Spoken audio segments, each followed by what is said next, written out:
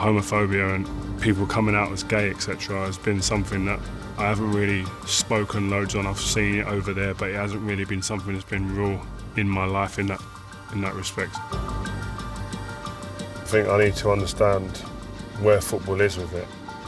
Just by asking the question that's always asked in the dressing room when you're sitting there, just having a laugh with the lads, like, why are there no openly gay players in the Premier League? Because there's no confidence in the system to protect them.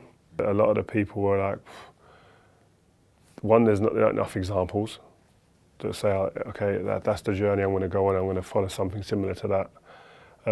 But two, there's not a confidence in football ecosystem to help and to make that journey as kind of bump-free as possible.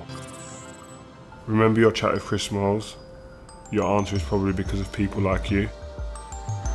No, but Peter Crouch, he's a half-decent looking geezer. Who? Crouchy. Don't ever be gay, Rio. I'm telling you.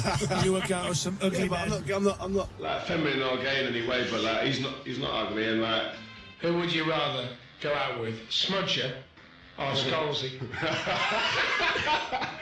That's not my bag, that, seriously. Really? It's not my game talking about going out of geezers. It's a great question, though, isn't it? Who would you go out with? Smudger all the time, man. Yeah? You're a faggot. Wow. What's it make you think or feel now? It's embarrassing, it's cringy, man. It's really cringy, really embarrassing. Like, is it okay to say it, right? So say I'm in a group of people that none of them are gay. Is it okay to have that type of banter? What do you think? Some of me must say it's weird, because some of me thinks it's like, if there's no one gay there, then it should be kind of all right. But then when I cross it over and say it about racism... I made mistakes. I've made mistakes over the years. You see it in the documentary. I look at those mistakes. But it's not about deleting or cancelling people. It's about educating those people to understand that, yeah, okay, you approached that situation wrong, but if you've got to be willing to educate yourself now and move forward. And the language has changed. The ideas of what was right and what's wrong in your time compared to now is very, very different. Understand and appreciate that.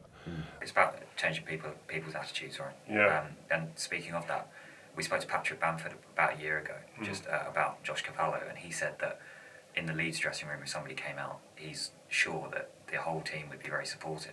Now, let's say, 15, 20 years ago when you were at Man United, would you have had the same confidence that that would be the same? Or like, how do you think players would have reacted to a teammate coming out back then?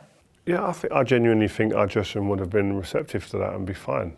There would have been comments, but I think it would have been wholeheartedly that, like, and that's again the language, banter. What's banter? Where's the line? And I think that was really kind of educational for me on this documentary, in talking to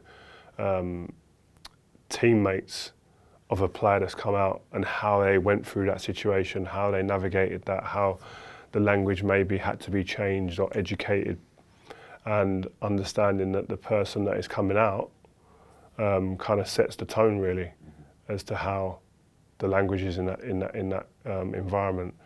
But it was really interesting for me in that sense. But I think our dressing would have been fine with it. But I think it's about seeing more people within football, within the football clubs who are gay, having the confidence and to come out and speak their truth, that will enable others to do that.